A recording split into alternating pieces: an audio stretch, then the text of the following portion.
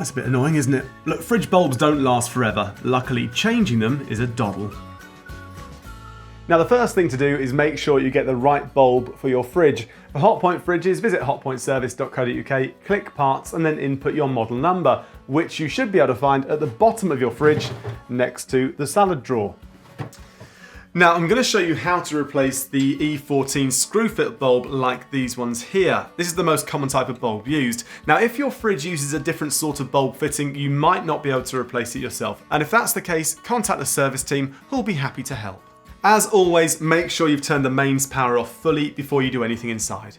So the first thing to do is remove the old bulb. Now most fridges will have a lamp cover like this one. Most just unclip, but if yours is a bit stubborn, you might need to use a flat blade screwdriver. So unclip the cover, remove the old bulb, screw in the new bulb, and then replace the cover. There you go.